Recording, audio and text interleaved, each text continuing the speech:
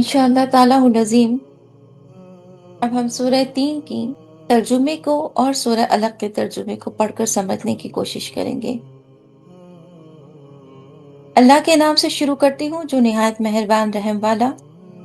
इंजीर की कसम और जैतून और तूर सीना और उस अमान वाले शहर की। बेशक हमने आदमी को अच्छी सूरत पर बनाया, फिर उसे हर नीची सी नीची हालत की तरफ फेर दिया, मगर जो ईमान लाए और अच्छे काम किए कि उन्हें बेहद सवाब है। तो अब क्या चीज तुझे इंसाफ के छुटलाने पर बाइस है? क्या अल्लाह सब हाकिमों से बढ़कर नहीं? बिस्मिल्लाहिर्रहमानिर्रहीम। अल्लाह के नाम से शुरू करती हूँ जो निहायत मेहरबान रहम वाला है। सूरह अलग का तर्जुमा। पढ़ो अपने रब के नाम से जिसने पैदा किया, आदमी को खून की फिटक से बनाया। पढ़ो, और तुम्हारा रब ही सबसे बड़ा करीम, जिसने कलम से लिखना सिखाया, आदमी को सिखाया जो ना जानता था। हाँ हाँ, बेशक आदमी सरकशी करता है, इस पर के अपने आप को गनी समझ लिया। बेशक तुम्हारे रब ही की तरफ फिरना है। भला देखो तो जो मना करता है बंदे को जब वो नमाज पढ़े। भला देखो तो अगर वो हिदायत पर होता या परहेजगारी बताता तो क्या खूब था। भला देखो तो अगर झुटलाया और मुंह फेरा तो क्या हाल होगा। क्या ना जाना कि अल्लाह देख रहा है। हाँ हाँ, अगर बाज न आया तो जरूर हम पिशानी के बाल पकड़कर खींचेंगे। कैसी पिशानी झूठी खताकार, अब पुकारे अपनी मजलिस को। अभी हम सिपाहियों को बुलाते हैं। हाँ हाँ, उसकी ना सुनो और सजदा करो और हमसे करीब हो जाओ। सदक़ल्लाहुल अलील अजीम। इंशाल्लाह अब हम तफसीर की तरफ रवा दवा होंगे दोनों सूरतों के लिए। सूरह 3 मक्किया है। इसमें एक रुकू 8 आयतें, 34 कलमे, 105 हरूफ हैं। अल्लाह रब्बुल आलमीन ने इंजीर की कसम खाई और जैतून की कसम खाई और तूर सीना की भी कसम खाई। अल्लाह रब्बुल आलमीन ने गोया रब्बुल आलमीन का ये फरमान कि तुम्हारा रब है जिसने दुनिया की हर शय को पैदा फरमाया है, मगर जिस खास शय की जब वो कसम खाता है तो उसके अंदर कुछ खास निशानियां अल्लाह रब्बुल आलमीन की मौजूद होती हैं। अल्लाह ताला फरमाता है कि ऐ मेरे बंदो, इंजीर एक निहायत उम्दा मेवा है जिसमें कोई फुजला नहीं। मतलब कि आप इसको जैसा खाते हैं ये वैसा ही आपकी बॉडी के अंदर एब्जॉर्ब होता है। कोई भी इंसान किसी भी किस्म का अगर कोई फल खाए या फिर खाना खाए, चाहे वो किसी भी किस्म का हो, हर खाने के अंदर एक फुजला जमा होता है। जितनी बॉडी को रिक्वायरमेंट होती है बॉडी उतना ले लेती है और बाकी उसे निकाल देती है। अल्लाह रब्बुल आलमीन फरमाते हैं कि इंजीर में एक खास किस्म का ऐसा मुफ्ता सदा जिगर मौजूद है, यानी कि ऐसे जिगर को ताकत देने वाला इसमें एक ऐसा विटामिन समझ लें, प्रोटीन समझ लें, आप जो समझ सकती हैं समझे, लेकिन ये एक ऐसा ताकतवर इंजीर है कि जिसका बराह रास्त जिगर पर ये असर होता है कि वो पूरे का पूरा इंजीर को एब्जॉर्ब कर लेता है। अल्लाह ताला फरमाता है कि अरे बंदो, ये तुम्हारे सीने के अंदर जो बलगम बनाने वाले जो भी केमिकल्स होते हैं इन सबको भी बिल्कुल खत्म फरमा देता है। फिर अल्लाह फरमाता है जैतून की कसम। अल्लाह फरमाता है सुनो, जैतून एक ऐसा मुबारक दरख्त है कि उसका तेल रोशनी के काम में भी लाया जाता है और उसे सालन में भी खाया जाता है। ये दुनिया किसी के तेल में नहीं, यानी कि ये दुनिया के अंदर कोई ऐसा तेल मौजूद नहीं है जिसका दरख्त खुश पहाड़ों पर पैदा होता हो, लेकिन अल्लाह रब्बुल आलमीन ने इंजीर को खुश्क पहाड़ों में पैदा फरमाया है। बिल्कुल खुश्क पहाड़ों में, माफ कीजिएगा, जैतून को बिल्कुल खुश्क पहाड़ों में पैदा फरमाया है। और अल्लाह ताला फरमाता है कि यही खुश्क पहाड़ इसके अंदर एक ऐसा तेल बनाते हैं जिसमें जिसके अंदर रोशनी के आसार भी नुमाया होते हैं। यानी कि अगर जैतून का तेल जिसकी आंखें नाबीना हैं वो इस नियत से खाए, अल्लाह ताला उसे शिफा देगा। جسے اگر کوئی پیٹ کا مسئلہ ہے وہ اس زیتون کے تیل کو اس نیت سے کھائے کہ اس کے پیٹ کا مسئلہ حل ہو جائے، اللہ تعالیٰ فرماتا ہے اللہ اسے شفائے کلی عطا فرمائے گا۔ اس کے علاوہ ایسے ہی ڈائریکٹ زیتون کو کھانا بھی اللہ تعالیٰ فرماتا ہے یہ بھی عقل کے لیے بہت بڑی نشانی ہے کہ رب العالمین اس کو جس مقصد سے کھائے اللہ تعالیٰ اسے پورا فرماتا ہے۔ دوسرا، رب العالمین نے طور سینا کی قسم کھائی ہے۔ طور سینا اس لیے اللہ فرماتا ہے کہ یہ طور سینا بھی اللہ تعالیٰ کی جو نعمتیں ہیں اس میں سے خاص نعمت ہیں اور خاص نشانیوں میں سے ہے۔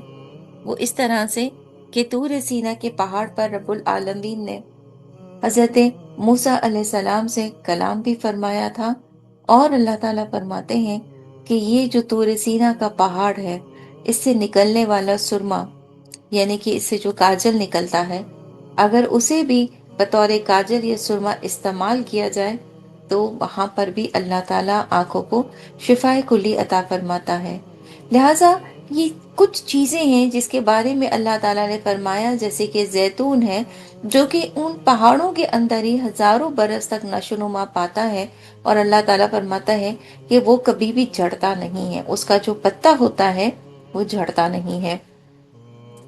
رب العالمین فرماتے ہیں کہ سنو اے میرے بندو، تمہارا رب العالمین چونکہ تم سے بہت محبت کرتا ہے، لہٰذا قرآن میں اللہ تعالیٰ نے یہ جو دو طاقتور پھل کہہ دیجیے جن کا ذکر فرمایا، اور ایک طور سینا کا جس پر اللہ تعالیٰ نے اپنی تجلی عطا فرمائی، اور اس طور سینا کے پہاڑ پر ایسے اللہ تعالیٰ کی تجلی کے ذرات موجود ہیں جو آنکھوں میں لگانے سے بے نور آنکھوں کو بھی اللہ تعالیٰ نور عطا فرماتا ہے۔ یوزیلی یہ ایسا ہوتا ہے نا کہ جب انسان بوڑھاپے کی طرف بڑھ رہا ہوتا ہے تو بدن بہت ضعیف ہو جاتا ہے، ہمارے جو آرگنز ہوتے ہیں وہ بھی آہستہ آہستہ ناکارہ ہو جاتے ہیں، عقل یعنی کہ یادداشت کچھ کم ہونے لگتی ہے، اور پھر ہماری کمر جھکنے لگتی ہے، ہمارے بال جلد سفید ہونا شروع ہو جاتے ہیں، ہمارے جلد میں جھڑیاں پڑنا شروع ہو جاتی ہیں، اور پھر ہم اپنی زندگی کی ضروریات کے انجام جو کہ ضروریات سے تعلق رکھتے ہیں کام، ہم اسے بھی بہت مجبوری کی صورت میں پورا کر رہے ہوتے ہیں۔ اسی معنی یہ ہوا کہ اللہ تعالیٰ نے جب ہمیں زندگی اور جوانی عطا فرمائی تھی تب تو ہم بہت تیزی کے ساتھ اپنے ہر کام کو پورا کر لیتے تھے، لیکن اللہ تعالیٰ فرماتا ہے اے میرے بندو، تمہارے بڑھاپے کی علامات یہ ہوں گی کہ تمہارا جسم ناتواں ہو جائے گا، اور جیسے کہ میں نے آپ کو بتایا کہ جو ہماری پیٹھ ہے وہ جھک جائے گی، بال سفید ہو جائیں گے، جلد میں جھڑیاں پڑ جائیں گی، اور جو زندگی کی ضروریات والے کام ہیں وہ بھی ہم بہت مشکل سے پورے کر پائیں گے۔ اللہ تعالیٰ فرماتا ہے سنو اے میرے بندوں، یہ باتیں میں تمہیں اس لیے بتا رہا ہوں کہ جب تم بڑھاپا دیکھو تو ایک دم تکلیف میں نہ ہو، تم یہ نہ سوچو کہ پتہ نہیں بڑھاپے میں ہونے والا کیا ہے، اور جب ہو جاؤ تو یہ نہ سوچو کہ قرآن میں تو اس بات کا کہیں کوئی ذکر ہی نہ تھا، چونکہ قرآن تمہارے لیے ایک مکمل طور پر سرچشمہ ہدایت والی کتاب ہے۔ تمہارے ساتھ جوانی میں کیا ہوگا، بچپنے میں کیا ہوگا، وہ سب اللہ بتا چکا، مگر یہ کہ زندگی کا آخری حصے کا سفر جو کہ بڑھاپے سے تعلق رکھتا ہے، اللہ فرماتا ہے کہ سن لو، اچھی اچھی شکل و صورت جو ہوتی ہے نا وہ بھی جھوڑیوں کی وجہ سے کہیں نہ کہیں بے رونق ہو جاتی ہے، تو تم اللہ تعالیٰ کا شکر ادا کرو اپنی جوانی والی صورت دیکھ کر بھی اور بڑھاپے والی صورت دیکھ کر بھی۔ اللہ تعالیٰ فرماتا ہے کہ شکر تو اس کی عادت نہیں ہوتی جو کافر ہے، جو شکر کرتا نہیں ہے اللہ کا وہ کافر ہے۔ لہٰذا اگر تمہاری کمریں بڑھاپے میں جھک جائیں، تمہارے بال سفید ہو جائیں، تمہارے جلد میں جھڑیاں پڑ جائیں، اور تمہیں اپنی ضروریات کا کام کرنے میں بھی دشواری پیش آئے اور بہت مجبوری محسوس کرو، تب بھی اللہ ہی کا شکر ادا کرنا، یہ نہ کہنا کہ اب تو ہم بوڑھے ہو گئے، پتہ نہیں کیا ہو گیا ہے ہمارے ساتھ۔ اللہ تعالیٰ فرماتا ہے کہ کچھ بھی نیا نہیں ہوا، کچھ بھی نیا نہیں ہوا، تم انسان بن کر اس دنیا میں آئے ہو، لہٰذا تم بڑھاپے کی طرف بھی جاؤ گے، تو اپنی جوانی میں عبادت کو ترجیح دو، کیونکہ بڑھاپا ایک ایسی چیز ہوتی ہے جس میں انسان اپنی ضروریات کے کاموں کو پورا کرنے میں بھی مکمل طور پر عبور حاصل نہیں کر سکتا، اور اگر کر بھی لے تو نہایت مجبوری کی صورت میں کرتا ہے۔ لیکن جوانی میں عبادت بھی خوب ہوتی ہے، اللہ فرماتا ہے تمہاری جوانی کی عبادت اللہ کو بہت، تمہاری جوانی کی جو عبادت ہے وہ اللہ رب العالمین کو بہت زیادہ پسند ہے۔ تمہاری بڑھاپی کی عبادت کا درجہ ضرور ہے، اللہ فرماتا ہے، لیکن تمہاری جوانی کی عبادت کا درجہ تمہارے بڑھاپے کی عبادت سے بہت زیادہ افضل ہے۔ بڑھاپے میں جہاں تم اپنی زندگی کے کاموں کو پورا نہیں کر سکتے، وہاں گناہوں کی طرف کیا جاؤ گے؟ وہاں کمانے کی طرف کیسے جاؤ گے؟ وہاں زندگی میں جہاں تمہیں کچھ اچھا نہیں لگتا، وہاں پر بیٹھ کر گوسپس تو نہیں کر سکتے۔ تو اللہ تبارک و تعالیٰ فرماتا ہے کہ یقیناً پھر تو بیٹھ کر اللہ کا ذکر ہی کرو گے۔ جب ایک جوان تمہارے پاس آ کر بیٹھے گا تمہارے بڑھاپے کی حالت میں، اسے کئی کام ہوں گے، اور تمہاری عقل بڑھاپے میں ایسی بھی ہو سکتی ہے کہ ایک بات کو تم 10 دفعہ دہراؤ، تو کس کے پاس وقت ہے کہ تمہاری 10 دفعہ دہرائی ہوئی بات کو بیٹھ کر کوئی سنے گا؟ اور اگر کوئی اولاد ایسا کرتی ہے تو وہ تو پھر بہت ہی ثواب کما رہی ہے۔ لیکن چونکہ اللہ تعالیٰ فرماتا ہے کہ تمہاری اولاد کو بھی تمہارے اللہ نے انہی ذمہ داریوں کے ساتھ پیدا فرمایا جن ذمہ داریوں سے تم بوڑھا ہونے سے پہلے گزر کر آئے ہو اپنی جوانی میں،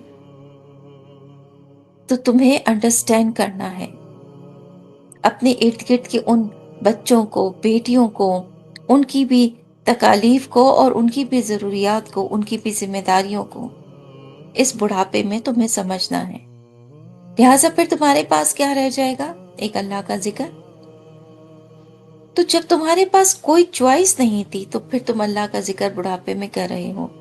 اسی لیے اللہ تعالیٰ نے فرمایا کہ وہ جوانی کی عبادت جو کہ ذمہ داریوں سے بھری ہوئی ہوتی ہے، اللہ تعالیٰ کو بہت پسند ہے۔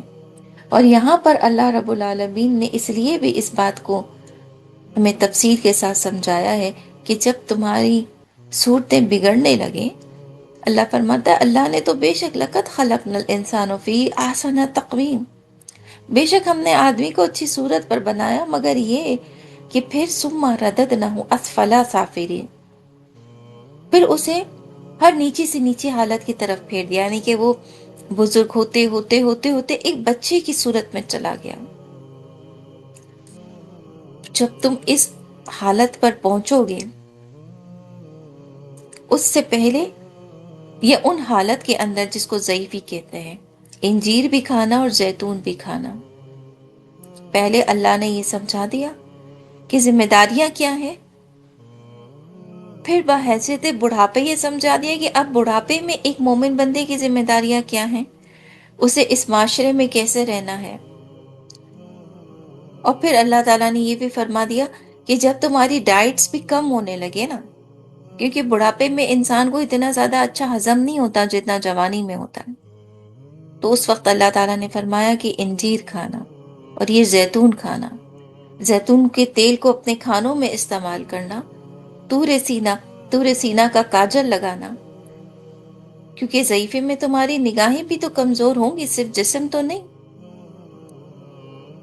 تو وہ جو زندگی تمہاری باقی ہوگی اس میں صحت مندی کی علامات آتی رہیں گی، جوانی کی نہیں، صحت مندی کی علامات آتی رہیں گی۔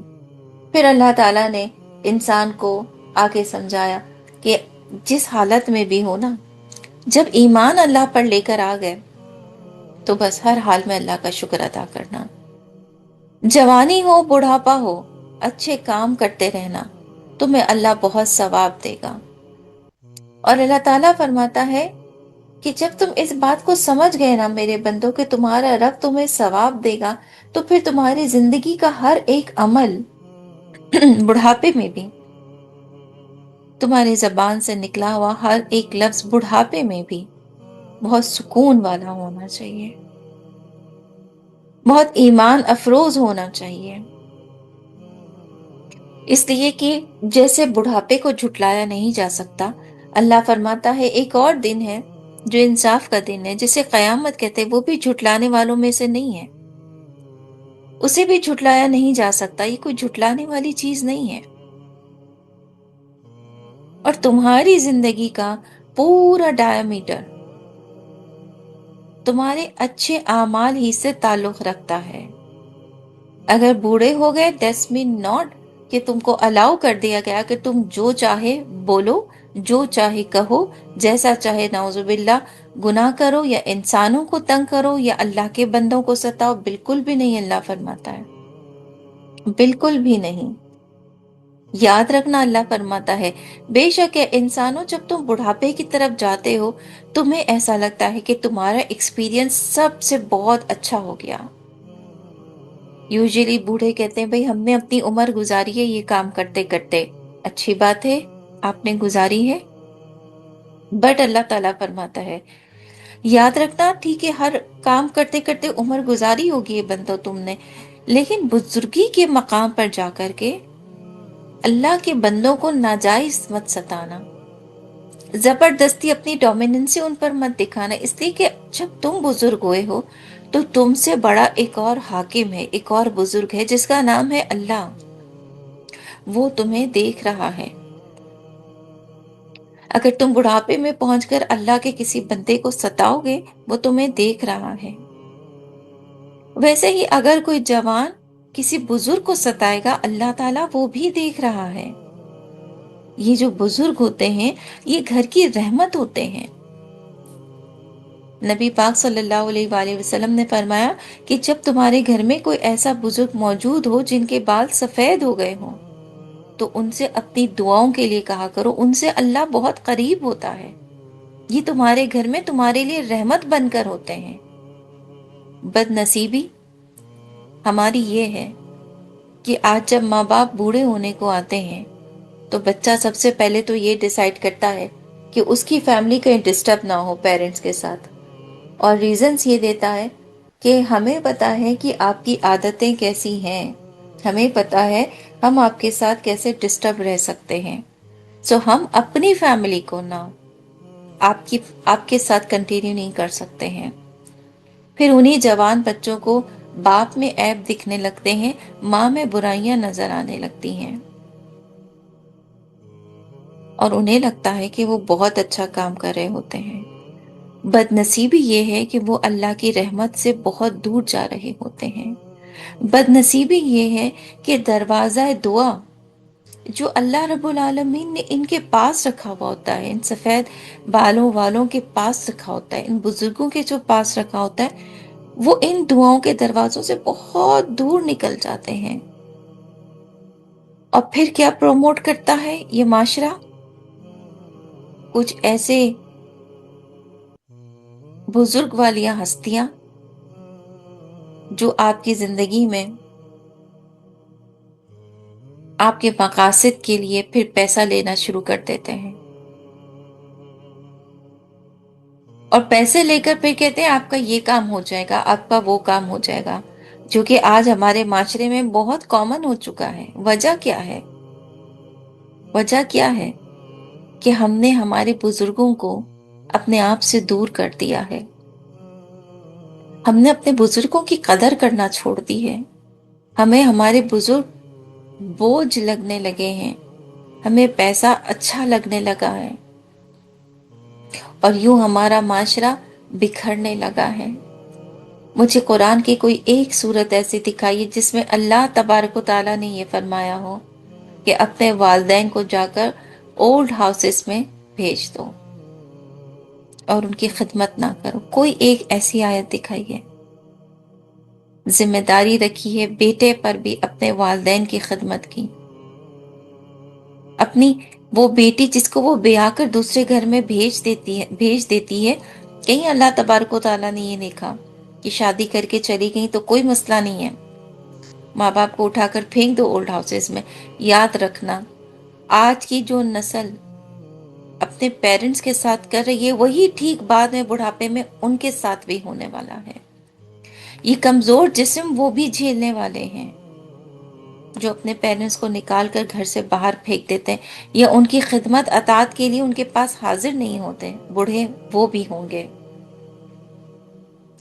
और फिर एक लाइफ साइकिल सेट हो जाएगा उनकी लाइफ में। जब तक कि अल्लाह तबारक व तआला किसी को कुरान पढ़कर हिदायत ना समझा दे कि अल्लाह क्या फरमा रहा है, अपने वालिदैन की खिदमत करो। अगर वो बुढ़ापे में तुमसे कुछ कह दें तो उनको उफ तक ना कहो, वो जो कहते हैं सुनो, वो जैसा तुम्हें देखना चाहते हैं वैसे बनो। अल्लाह तबारक व तआला फरमाता है कि काश इंसान इस बात को समझ जाता कि अल्लाह ताला की रजा वालिदैन की रजा में भी है। फिर अल्लाह ताला फरमाता है, ए इंसानों, सूरह अलक में अल्लाह ताला फरमा रहा है कि ये जो सूरह अलक को सूरह इक़रा भी कहते हैं, ये सूरत मक्के मुकरमा में नाजिल हुई है। इसमें एक रुकू 19 आयतें 92 कलमे 280 हरूफ हैं। मुफस्सिरीन के नज़दीक ये सूरत सबसे पहले नाजिल होने वाली सूरत है, और ये जब सूरत नाजिल हुई थी तो गार हिरा के अंदर 5 आयतें हज़रत जिब्राइल अमी लेकर आए थे पैगम्बर खुदा सल्लल्लाहु अलैहि वसल्लम की बारगाह में, और अर्ज किया था इक़रा यानी कि पढ़िए। जब हम पढ़ते नहीं, उसने सीने से लगाकर बहुत जोर से दबाया और फिर छोड़कर दोबारा नबी करीम सल्लल्लाहु अलैहि वसल्लम से फरमाया, इक़रा पढ़िए। फिर आपने वही जवाब दिया। 3 मर्तबा ऐसा ही हुआ कि आप सीने से लगाते जिब्राइल अमी और फरमाते कि पढ़िए, और सीने से लगाना ऐसा नहीं बल्कि ये कि सीने से लगाकर बहुत जोर से दबाया, फिर छोड़कर कहा था इक़रा पढ़िए। इस तरह 3 मर्तबा हुआ।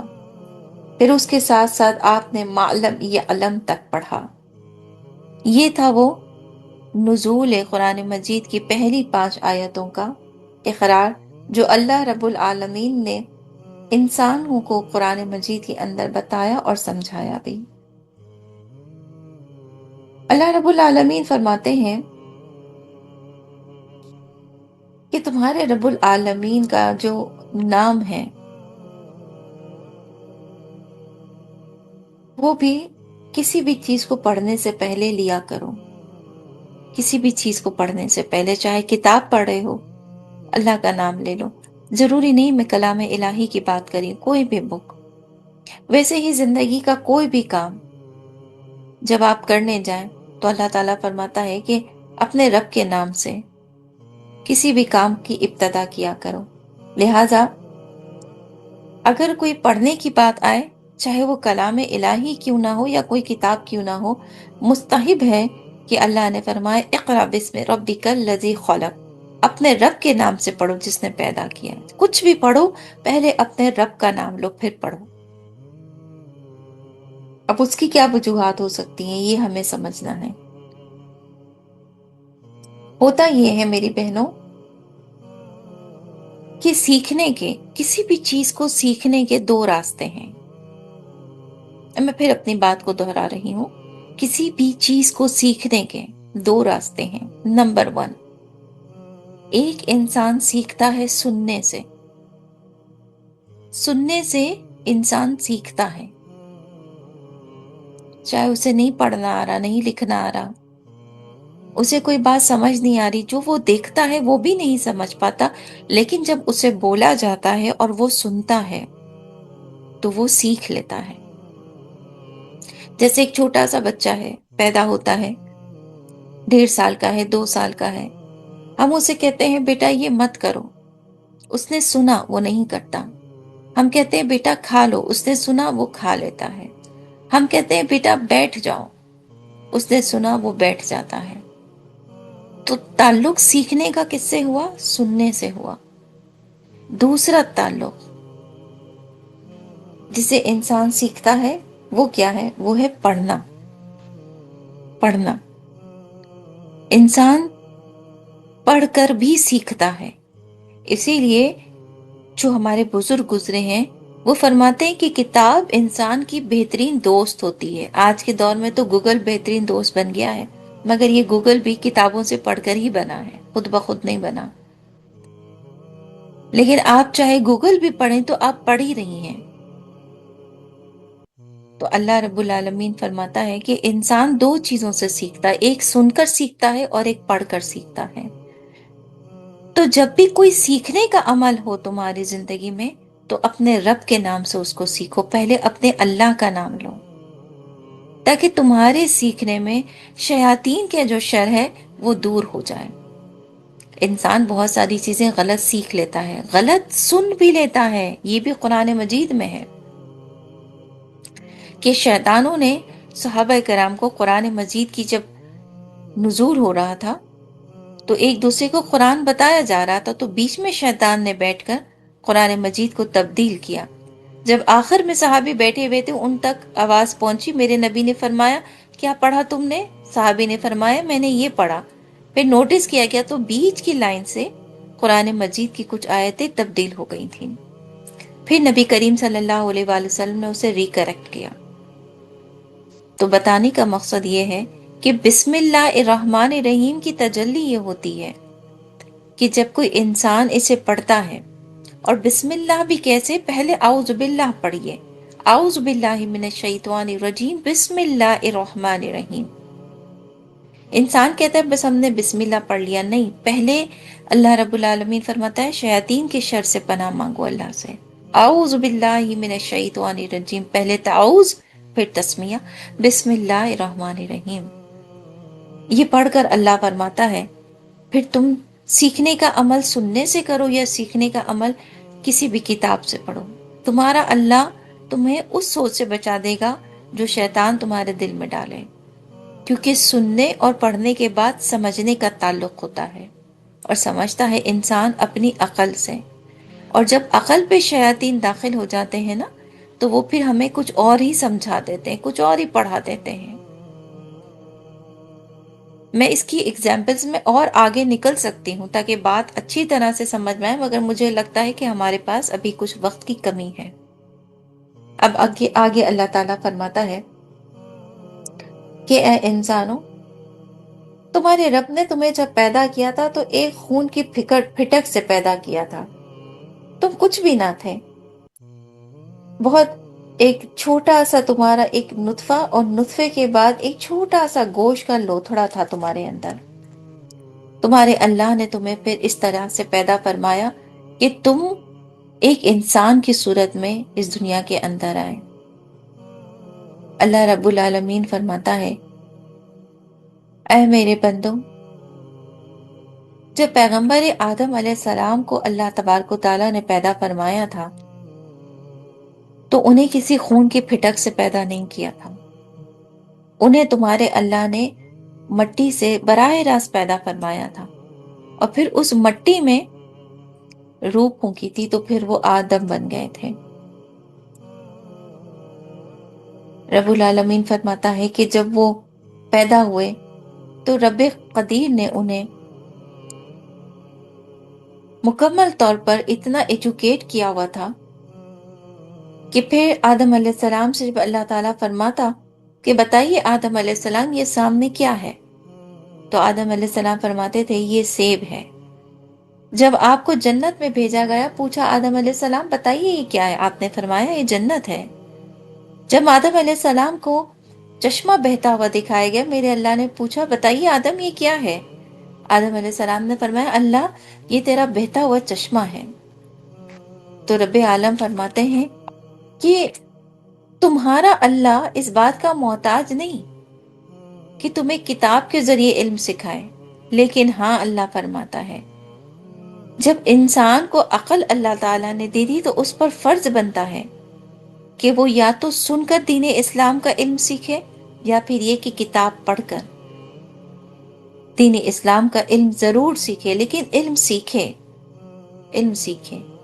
اور اللہ رب العالمین فرماتے ہیں کہ ٹھیک اے انسانوں، جب پیغمبر خدا صلی اللہ علیہ وآلہ وسلم کو اللہ رب العالمین نے پیدا فرمایا تھا تو ان کا بھی سینہ چاک کر کے ہر طرح کا علم انہیں بھی عطا فرما دیا تھا۔ آدم علیہ السلام پہلے پیغمبر جنہوں نے اللہ رب العالمین کو دیکھا بھی اور سنا بھی، اور پھر ان کے بعد سب سے ہمارے آخری پیغمبر محمد صلی اللہ علیہ وآلہ وسلم جو شب معراج پر تشریف لے گئے اللہ کے حکم سے، اور انہوں نے بھی اللہ رب العالمین کو ایک ہاتھ کے فاصلے سے دیکھا بھی اور براہ راست سنوں گی۔